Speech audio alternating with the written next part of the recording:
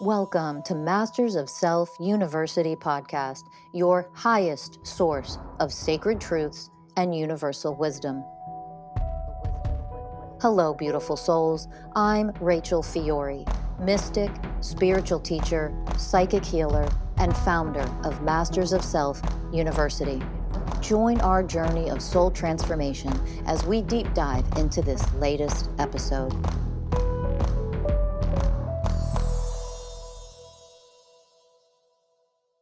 Hello, everyone. And before we get started with today's episode, I just want to let you know about the Mystical Life Coach certification that we're running the second week in January. Now, if you've been listening to any of the podcasts at MSU, you've been listening to Ellie or myself or any other of our amazing coaches, we are about to run another semester of certifying coaches in this work. It is a 6-month journey of self-transformation, self-discovery, but you'll also learn the skills on how to coach this work. It's led and taught by Rachel Fiori, supported by the entire MSU community. So if you are interested in doing this and becoming a coach and earning the Mystical Life Coach certification, please follow the link below, fill out the application, and jump on a quick consultation with me. I'll see you in another episode. Thanks.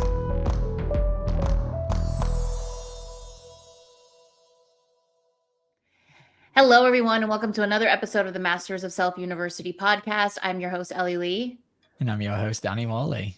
And today we are joined by mystical life coaches and Reiki masters, Treloar, Hocking, and Adrienne Shulze, everybody. Welcome. Yeah, welcome, guys. Me and Dan, we're students today. We're about to learn a lot about what is Reiki, and can you give us a brief history on what it actually is? Yeah, okay, I'll start with the history. So Reiki is a healing modality that really started in the late 1800s in Japan.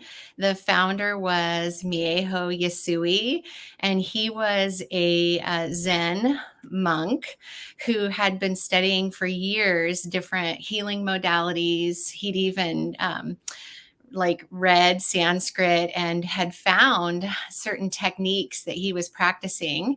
And at one point he went on a mission and went up and meditated at the top of a mountain in Japan for 21 days. And at the end of the 21st day, he decided, look, I just want to see things clearly. And it was at that moment that they say he became enlightened. And he used all of the study that he had done of healing modalities and teachings and that enlightenment, and came back down from the mountain at his monastery and started the modality of Reiki, and was really just doing it himself for quite a while until he met a retired naval officer by the name of Hayashi. And he and Hayashi formed together a school, really. And Hayashi helped Yasui really identify and systematize the way that Yasui was doing these healing sessions on people. And they started to work together on that healing modality, systematizing it. And eventually Hayashi opened a school where he taught lots of Reiki masters this healing modality. And it had been going on in Japan for quite a while before the next player, if you will, came in, and that is a Hawaiian woman by the name of Takata. And she had traveled to Japan. She was a Japanese Hawaiian. She traveled to Japan to visit her ailing parents and help out. And she herself was ill, so she visited a hospital, learned about alternative medicine, and hopped in a cab and went over to the Reiki clinic and had a healing. And she was blown away. So she began writing back to Japan when she'd gone home. Hey, I want to learn this. What is this? We could use this here. And after a lot of persistence, they allowed her to be the first woman outside of Japan even to learn Reiki. She had to go and live there. And finally, when she was a master herself, she came back to Hawaii and started treating Hawaiians there, and it eventually left Hawaii and came to the continental US and then spread across the world. And so it's just kind of a very condensed history of how, someone like me and Adrienne got to learn Reiki. And what's the time frame on that? How long ago did all this kind of transpire? I understand it's years old. Mm-hmm. Yeah, so it's been around for some time. It's beautiful. And for people who don't have any idea what Reiki is, like when I think of Reiki, it's like, oh, it's the power with the hands and working with energy. Can you explain for anyone at home who's like, what is Reiki, what it actually is? Yeah, so Reiki is pretty much laying on the hands, like modern day text, right, is what we know it to be today. But we work with the physical body, the emotional body, the mental bodies. And this is what we are trained to do, is to work with these subtle energies through various hand positions. And we also, as Reiki masters, being attuned to this practice, we also have been given certain symbols that we also use. Wow, beautiful. And I'd love to know, what was it about Reiki that drew the both of you in? Well, for me, I was in a place where I was an insurance agent for State Farm for many years. No way. Yes. And I knew I did not want to keep doing that for the rest of my life. So I took a weekend retreat, and this was my intention going in, is what am I here to do with my lifetime? Because I knew that wasn't it. And I met a beautiful woman that was a Reiki master, and pulled me aside and showed me some beautiful things. And through this intention and through meeting this woman and having her cross my path, I definitely jumped into it. And when I made that energetic shift into energy, in the world of energy, a bunch of opportunities and doors flew open for me. So that was my experience and how I got into it. That's great. I can't imagine you at that job, and knowing you now, it's like, thank God you left that world. Love it. What about you, Treloar? Yeah, it's so interesting. So I had a grandma, my mom's mom, that was into energy healing, interestingly enough. And I never thought that would be something I would do. And then lo and behold, I was working with somebody who was a Reiki master, and I'd known her for a couple of years, like literally in my job. And I was sick, and I'd been sick for quite a while. I was recovering from surgery, and I was suffering from anxiety. And I remember this beautiful woman, came into my office one day, and she's like, gosh, like, you just got out of the hospital, and you look like you could really use some help. Can I share with you this energy healing modality? And she stepped behind my desk and placed her hands on my head. And I had never felt something like that before. I didn't know I was in it. Somebody who was so sensitive to energy, if you will, because no one had shared it with me before. And I felt every bit of the energy just streaming through me. And she said, wow, you had like a really incredible experience. You should learn Reiki. And so within a couple of weeks, I was in one of her classes learning Reiki, completely blind, had no idea what it was, and was just trusting that that was where I was supposed to be. And it was quite a journey for me. Absolutely. And I've been practicing it ever since, for over 20 years now. So it's definitely super interesting. And I don't think I've ever had a proper like session, like a formal session. I've had friends who have kind of, been like, oh, would you like some Reiki kind of thing, and done some brief work. But I remember growing up, there was this one lady in my village who was like a yoga teacher, and she did Reiki, and it was like this like magical, mystical thing. And my dad was very against all that, very judgmental of anything of those kind of sorts.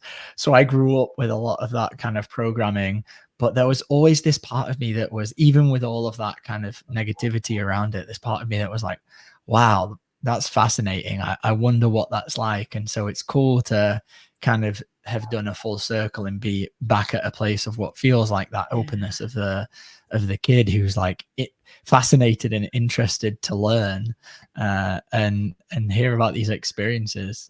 It's awesome. Thank you both so much for being here and sharing this. And How does this, we can start with like, how does this work blend into the Reiki, the work you do at MSU with, connecting people to their power? And obviously there's a lot of energetic transformation work that we do here. So like, what's the blend there? What does that feel like?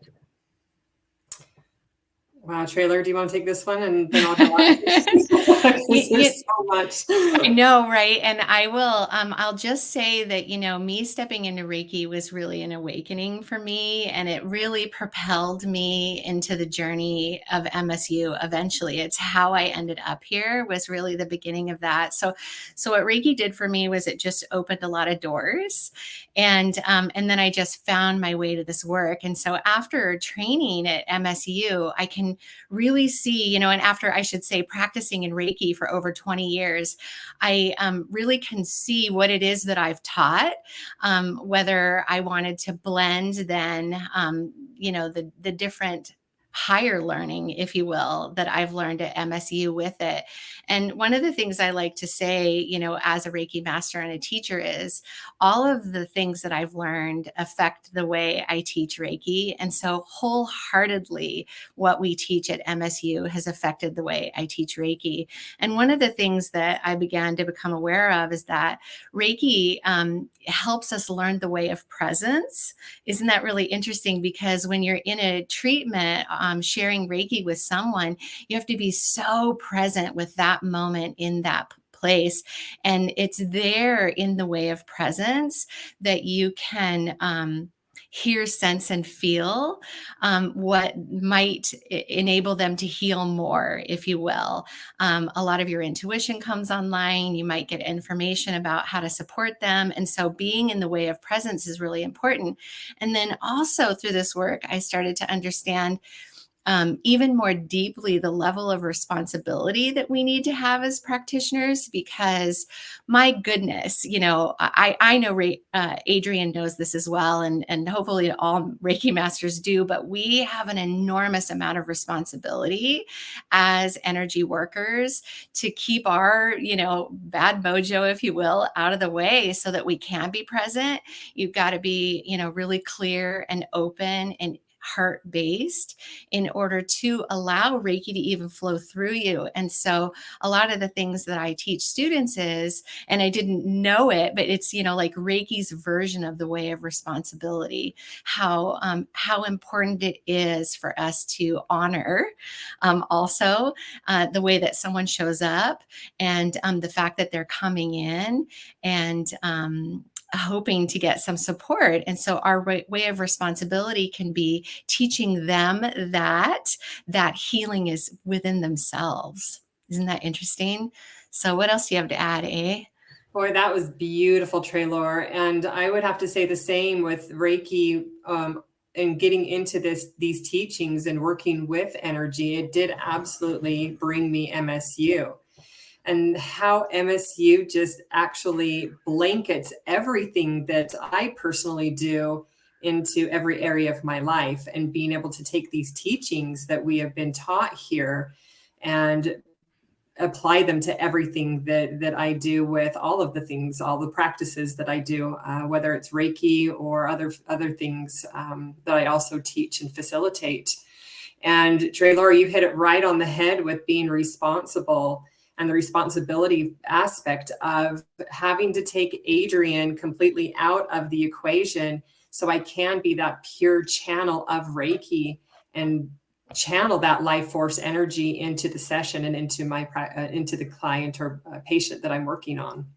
So yeah, it's been a really beautiful experience with working within the realm of energy, and how everything is energy. And this is something that we have been taught here at MSU, and also within Reiki for myself and Treloar, that everything is energy. And so being able to making sure I have that pure heart, that I am grounded first prior to even the patient or participant coming in and sitting on my table, making sure that I am a pure source of channels, so I can provide them those healings that they're here to help or to receive.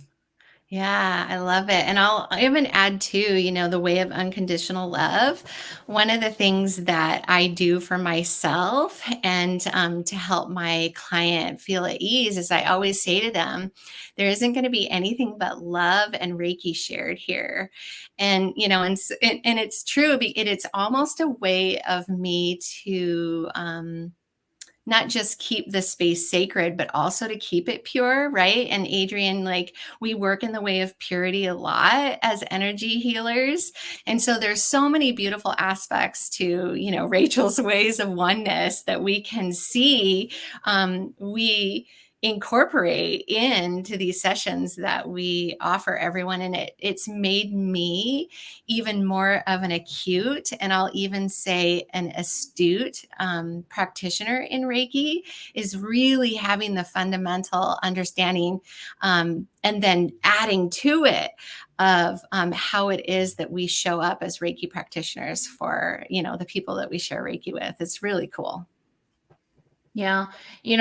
Especially Adrienne, because, I've seen you move through the way of responsibility, especially with, you're not only a Reiki master, you facilitate plant medicine and all of these things. And I've seen you really step up to wanting to be the way of responsibility when you were introduced to this work of how do I show up in that way for the people that I work with, the people that I facilitate plant medicine for, and all of these things. What's that been like for you?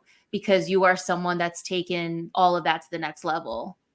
Yeah. So Ellie, thank you for that question, because it's not just the way of responsibility, but the way of integrity as well. That's yes. really big when I'm working with either it's a one-on-one or a group. I work specifically with a doctor here in the Valley who sends me his patients and 2 other therapists. So that even increases that level of responsibility and integrity that I have, not just working with them one-on-one, but working with these doctors and these therapists that I'm also with. So, making sure that there is, prior to them even coming in and sitting with me, there is an interview and with very specific questions that I ask, not just about why are they coming to sit, but medical questions and prescription medications. So there's a responsibility that there's no contraindications with what I'm serving versus what they're currently taking, right? Because I want to make sure everybody comes in for the purpose that they're coming in for, to experience what they need to experience, and to allow them, for them and myself, to have the type of sit or experience that they need to have and what that medicine is wanting to show them. So that integrity piece is also really big, responsibility, and just being able to, again, remove Adrienne and everything that she is or what I bring, remove her. So I'm channeling that medicine to be able to, if somebody, for instance, gets stuck or they're having a challenging moment, then to be able to guide them by asking specific questions, to lovingly nudge them or guide them and direct them into the space that they need to be to continue with the session. And is that how it works? Is it a channel? I do. I'm channeling the medicine. Absolutely. Medicine. I'm channeling the way of connection. I'm channeling so many of the ways of oneness that we've been taught, and constantly asking myself, even if I get put in some kind of a challenging position, what way do I need to be right now for this experience, for this patient, for this client? Yeah, I love that. And when we channel Reiki, we go through an attunement process to learn Reiki. It's actually, bringing that connection with Reiki into our open heart. Interestingly enough, that's part of the attunement process, and you forever have that vibrational connection to Reiki again. And so, yeah, when Adrienne and I are in, a Reiki session with someone, we're getting out of the way, as she said, Treloar needs to get out of the way in order to be that open connection, through the space of my heart and then out my hands, if you will. So yeah, it's so This is what I'm learning is when you do this work coupled with what you guys all do, I mean, that's it, right? It's the most beautiful and most integral marriage, because I realize that there's a lot of psychics out there who do readings. I've gotten readings from them where it's being filtered through all their programs and their wounding. And then when it comes out of the other side and I receive the message, I'm like, that doesn't hit, and it feels like you're projecting a lot of things on me. And so what you guys are saying is truly like the next level, which is take me out of the equation. I'm just a pure channel. And the fact that outside of that, you guys are taking so much responsibility over yourself and doing the work. I mean, this is where all of this is shifting to. You know, you guys are really, when you were talking, Adrienne, I was like, oh my God, they're pioneers in this, because like I saw you guys going into that field and just like imploding it with like this work of getting out of the way, becoming the ways of oneness and taking responsibility of yourself. So wow, it's beautiful. And I think this is why it's so important that for myself and Treloar, I mean, for all of us coaches, to continue doing the work for ourselves. Yes. And for me personally, to be able to make sure I am in a healed space and place, so then I can create the spaciousness for the person to be able to come in, right? So I'm not projecting any of my woundedness or my programs, patterns, behaviors onto them. So it's a place of purity. It's a place of healing. And how has, I'd love to hear from both of you, how has your Reiki practice, is it a practice? Would you say practice? Is it, let me start there. Is that the right practice? How has that evolved? I know, Treloar, you said you've been doing this for 20 years. How has it evolved in those 20 years? What you started out doing versus what you're doing now, and especially since you've started the work at MSU? Oh, I love this question. Well, I will say that I was a Reiki 1 student for a long time, and Reiki Level 1 is really the journey to self. And it's where we dedicate ourselves to doing the internal work and really just moving through our stuff. And so, you know, that was the start of my journey, was really just to heal myself. And as you all know, we have a lot of healing to do. And boy, did I have a lot of healing. And I didn't step onto the Reiki 2 level journey until I felt like I'd healed enough to be responsible enough to really start to share Reiki with others outside of my Reiki family, because, you know, I kind of grew up in Reiki in a very traditional old school way. And so I didn't practice Reiki a lot outside of my Reiki family and friends and family, if you will, where I shared it that way. And so when I decided to become a Reiki 2 practitioner, it's where you learn how to give Reiki treatments, you know, to people. You could even have your own business, if you will, in it. And so it wasn't until I felt like I was grown up enough that I actually stepped into that role and just really started to learn how to have attention, intention, and intent with Reiki, and really be responsible and respectful of the energetics that I shared with other people. And boy, it wasn't long after that that I stepped onto the mastery path. And that is really where you decide that you want to teach other people to do it. And so I took a little while, I'll say about 10 years to get to mastery, but it really was all about just making sure I was responsible enough, if you will, to start laying my hands on other people, and then 2, skilled enough and passionate enough to want to teach it to other people. And so I've been teaching since 2010, and I've mentored a lot of students. I've taught a lot of classes. They used to be all in person, and then COVID hit and I had to go to virtual teaching, and I found a joy and a love for that as well. You know, and so that's pretty great. And I'll just say that, again, you know, coming to Masters of Self University and coaching, it just put a whole new level onto the way that I teach Reiki, and frankly, even collaborating with Adrienne in the last couple years as Reiki masters together. It's been really beautiful growth, a really broadening, because she's kind of new school Reiki, if you will, and so it's been really great, even updating my terminology into the new school as opposed to the old school where I came from. Yeah, and I'm definitely from the new school, where Treloar, she was book taught face to face, and I was online, go at my own pace. And the evolving for myself was I wanted to get to the masters as quickly as possible in the beginning. And then I got into the material.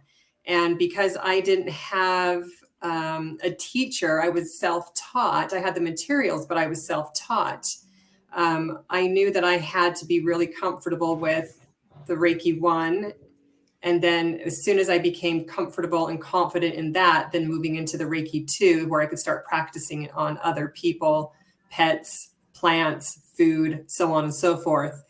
And I'll tell you what, as soon as I got to Reiki 2 and I could start working with people, my confidence almost like went away, because I started relying on outside tools like crystals and sound and things like that, and vibration, instead of being confident in my own power and knowing that I could channel this beautiful divine gift. And once I became really comfortable with level 2, then I moved into my master so I could start teaching other people and attuning other people. And so it took me what I originally wanted to go in and get to the masters as soon as I could, so I could start just getting on that track. It took me quite a while. I'd say it probably took me about a year to completely finish 1 all the way to masters. And even though I got to masters and had a beautiful opportunity to work at, I was a senior practitioner at a cancer treatment center called the Survivor Wellness House. Even though I was there and working with these patients and working not with these cancer patients, but working with my own clientele, I still had to really gain my own confidence by working with several people over and over and over again. And now today, I feel like I don't need any kind of tool or instrument or sound or anything like that. In fact, when I'm working with somebody at this point, I'll walk over to my wall of tools and I don't even know what I'm walking over there to pick up or to get until the very last moment, and it's actually in my hand. And I don't rely on the crystals. I don't rely on any of these things. This just comes from appointment to appointment. Sometimes I use something, sometimes I don't. Sometimes it's just a matter of even just talking to somebody and getting them, even bringing in MSU work, again, this beautiful work into my Reiki practices just by simply talking to somebody has been a beautiful tool that I've been able to offer people, and just really honing in on what their intention is and why they're coming to see me. So the evolving from, beginning to now has just been a wild ride from confidence and finding my own power within this technique and tool that I use. And so if I'm a complete novice with Reiki, right? Is the goal, if I was to come to you two, is the goal for me to get all the way to a master? Or is it I can just come to you and receive the Reiki? Or am I trying to learn it by myself? What's the difference there? Well, I think it depends on what you want to accomplish. Are you wanting to help others so then you can treat people, or are you just wanting to receive the treatment because you have something going on within yourself? Like maybe you need some more clarity, or your physical body is banged up and you need some help with some pain management. Yeah, absolutely. And I'll say too, I've taught people who've never even felt Reiki before. They were just called to do it, and you'll get Reiki in class. I can tell you that right now. But when I do get in front of somebody who's a new person to Reiki, one of the first things that I try to instill is the fact that they're in charge of their own healing. And that I'm really just, somebody to help them along that way. And so I do immediately try to instill their responsibility in their healing as well. And, in some beautiful words, hopefully in the introduction before we, have them get on the table and start with the hand positions, for the hour and a half they're hanging out with me, is really just to have a conversation of like, you're in charge of your own healing. Right? There's nothing that's going to be shared between me and you that isn't love and Reiki. And, I'm going to go from head to toe turn you over head to toe again with some hand positions. And maybe we'll mix some things in, like, Reiki crystals, like Adrienne alluded to, or something like that, if intuition says so. But we're here to have you learn how to open yourself up to healing. Mm. And what's actually happening during Reiki for people who've never experienced it before? So, so if somebody has never experienced Reiki before, I like to just give them a brief rundown of what it is. And so I like to tell them that we are a team, that they are the receiver and I'm the channel. And it's like we channel in life force energy. Well, what is life force energy? It's all around us. And those Reiki masters that have been attuned to this know how to draw this channel in, or this life force in, and channel it through us and put it in from our hands into the recipient. So they're the receiver, right? It's like finding a radio signal and you're trying to fine tune it to that clarity of sound so there's no static, right? Although we can't see the radio signals, we know that they're there. This is like life force energy. We know that it's there. We're able to draw it in and use it and push this in through our home, and not our homes, but our hands into the recipient. Yeah. And I'll even say too, I love that analogy of the radio is one of my favorites. I'm so glad you shared it, Adrienne. And to say that I tell people, like, you may not feel anything, right? But I can feel the amount of Reiki that is drawing out of my hands into them. For instance, I know sometimes to tune it down a little, hold it back, because it might be a lot, because I can see the reaction of their body, or just to allow it to flow. Like I always use the analogy of like a hose, right? So sometimes I will pinch it down a little because they're feeling, wow, that's a lot, and let them just get used to it for a few minutes before the hose is fully on.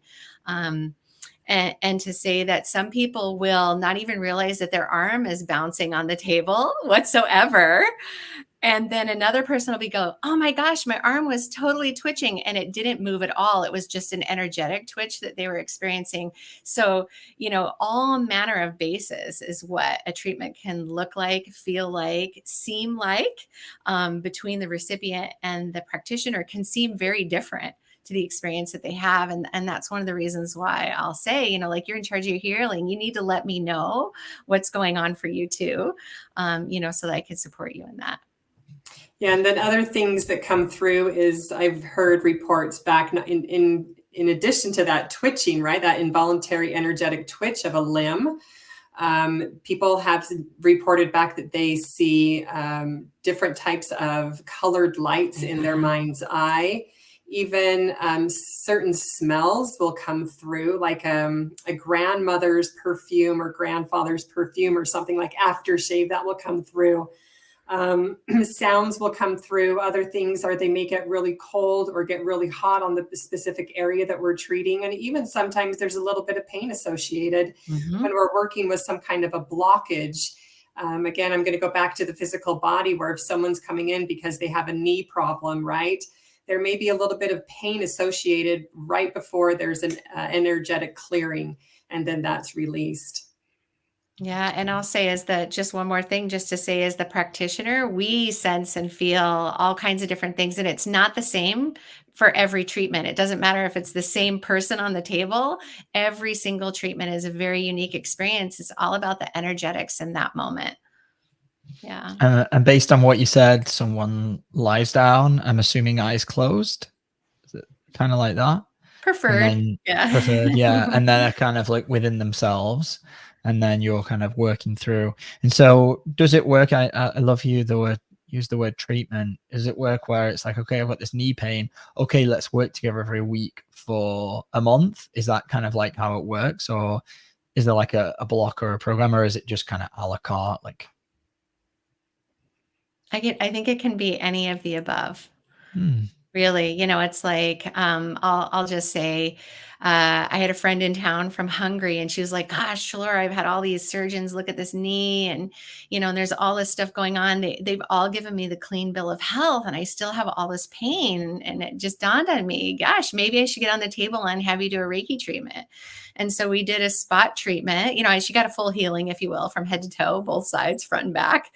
But her special spot, as I call it, was her knee. And both of us had this intention that whatever it is that she's ready to release in that area, that was the day.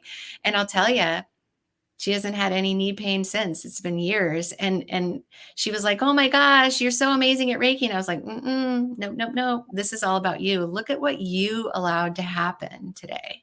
That was a block that she was carrying, some kind of energetic block. And even though she'd been, given a clean bill of health, if you will, and shouldn't have any problems in this area, she still had the energetics to release of that. And that's what we get to do as practitioners, is to support people in the different layers, if you will, of healing. And so somebody might come to me, once a week for a month for that knee pain. So it's very, very different. Just in the moment, like what's somebody capable and willing and able to do. And there is something called the Reiki protocol, where for 6 sessions, the first week it's 3 sessions, consecutive days, the second week, 2 consecutive days, and then the last week is 1, and then you're supposed to check back in. And I do offer this to people. However, what I find is a lot of people, like what we've been taught here in MSU, empowering people, right? So I want people to really tune in as to what their needs are and what they feel like what they are needing for themselves. I could tell people all day long, yeah, you should do these many treatments, blah, blah, blah. But it's just a matter of empowering them. What is it that you are needing at this moment? So getting people to tune in with themselves and getting out of their head. And I'd love for you guys to share what it's been like now to be incorporating this work with Reiki. Are there any stories, anything that was different than before you were doing this work when you're working with patients, clients? You want me to go first, eh? Yeah. Okay. So I've got a really fun story. I was working in a resort in San Diego offering Reiki treatments, and there was a millionaire business owner staying at the resort one weekend, and he was there to make a big decision about his business. Of course, I didn't know anything about this when he decided to schedule a Reiki treatment with me. And he was like, just, throwing anything he could at it, the kitchen sink, to help him get to his big decision. And so it was an hour-long treatment, and it, went like a usual treatment. There actually wasn't any big, huge thing going on in his, his Reiki session. It was, normal, beautiful, wonderful energy being shared between us. And, even though we had an intention for his business decision to be known in the treatment, I wasn't really getting any big hits intuitively. And I wasn't worried about it and not attached. And at the end of the treatment, he sat up on the table and he just started talking. And what I heard was, now's the time to be the way of presence. Of course, I didn't know the way of presence, but just be present, be an amazing listener. And if there's a time to help him see something, it's within himself. And so I literally just sat there for another hour, standing while he sat at the end of the table. And I just asked very simple questions to keep drawing in towards his inner wisdom. And it was absolutely beautiful and extraordinary. At the end of the hour, he literally leaped off the table, just in complete joy. Oh my God, I know exactly what I need to do. This is amazing. You're so amazing. You're so good at coaching, right? And I was like, dude, you had the wisdom within you. I asked you 4 questions in the last hour, and you made this discovery on your own. And it was such an honor to hold that space with you, and to be the person, to support you in that. And of course, he tipped me $100 and said, boy, next time I'm in town, I'll see you again. And I think about him all the time, because here we had, this beautiful energy exchange, sharing Reiki with him. He paid me to do so. And it wasn't like this bells and whistles treatment. I wasn't seeing visions, and nobody showed up, or anything like that in the treatment. But it was after the treatment where all of the healing happened. And, and so it was a really unusual and beautiful experience for me to see that Reiki just doesn't happen on the table, right? And that in knowing the way of presence and, knowing how to just tease out through some beautiful intuitive questioning, somebody's got the answers to, the big, huge thing in their life all on their own.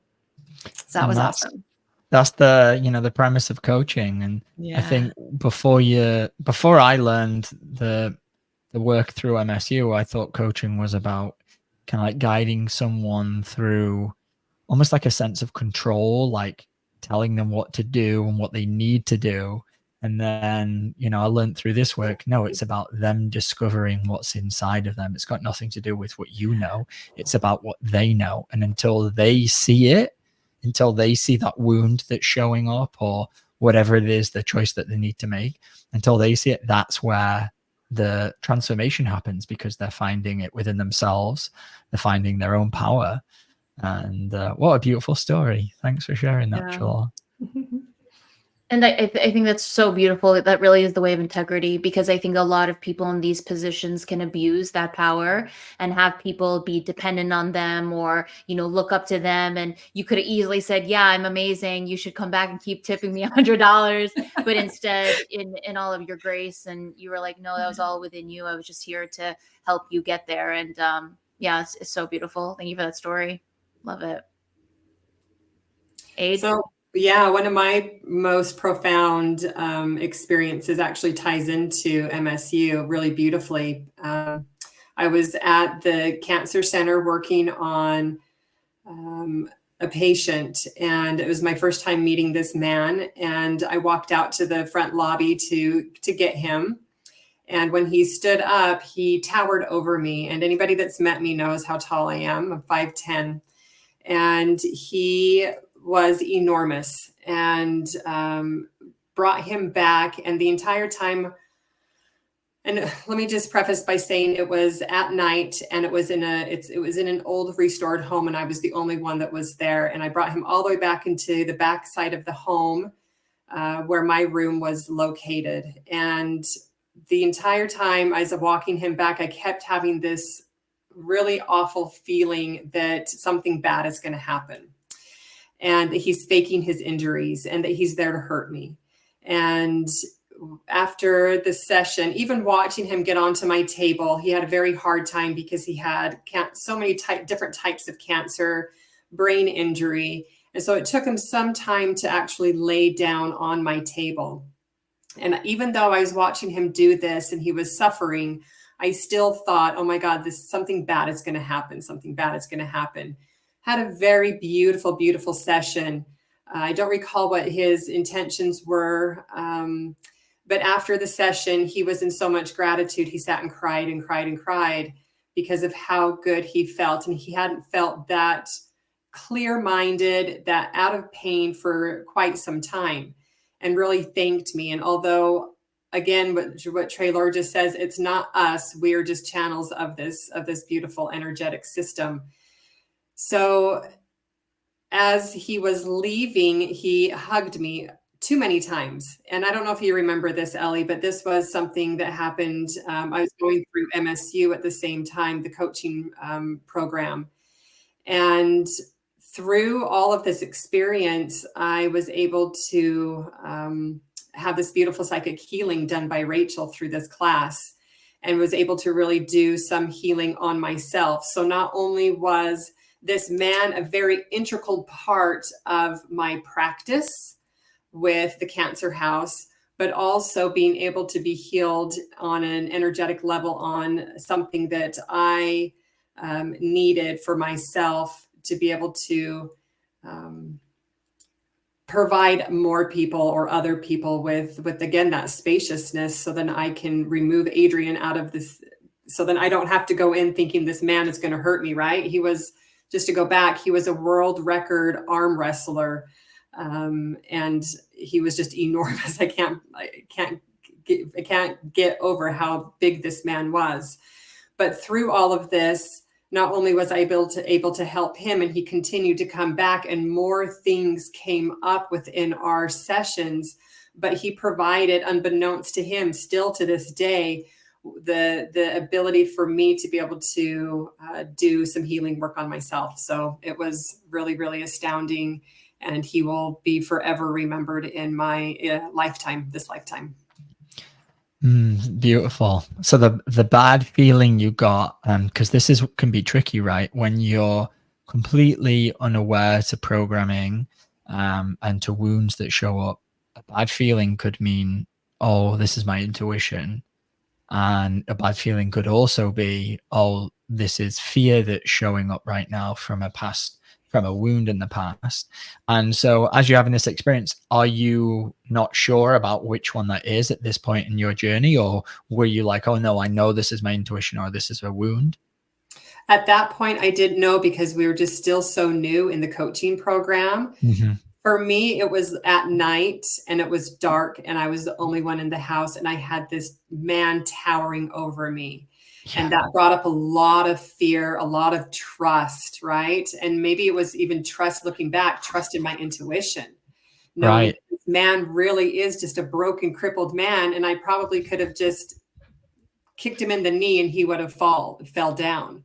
If that were to ever have happened, right? Him to have attacked me or anything like that. But yeah, great question. It was definitely trusting of my intuition and a lot of fear, and the ability to set a boundary as well. And that was something that was beautifully brought up through the coaching program and through that psychic healing that I received. What an incredible gift all around. And this is what it's all about, finding your power. And then when you do that, you're able to help others. And if you weren't connected to your power and actively doing the work, who knows, you might have sent that man on his way and he never would have got the healing, or you don't know where he would have gone to, but it just opens the door for everyone to elevate and grow. And wow, powerful story. And, just to wrap up this episode, I would love for you guys to really share a little bit about the program that you guys are both offering at Master Self University for those who are interested at home in taking it. Well, I'll tell you, first of all, we were asked to create a Reiki course for MSU, and Adrienne and I just leaped at the opportunity, one, to do it, and two, to work with each other. And so we do have a Reiki 1/2 8-week-long course offered on the Masters of Self University website, and it will be a course that she and I teach together, which is really amazing because you just get the best of both worlds, old school, new school. And we blend all of our experience. There'll be tons of sharing of stories, real life examples, all the do's, and things to look out for, right? And then we also have on the website as well a distance Reiki session that you can get with one of us, either for, I think, 60 minutes or 90 minutes. Is that right? 90 minutes. Okay. And so we'll offer you a healing virtually over the web, and you can just easily go onto the site and sign up for one of us to provide that healing with you. So we're really excited to have both of those things. Yeah, likewise. I'm excited to be a part of that journey, not just with the MSU work, but also in addition to this Reiki work with you, Treloar, and with the MSU, and how it can all beautifully be tied in together. It's such a beautiful marriage all the way around. Yeah. Awesome.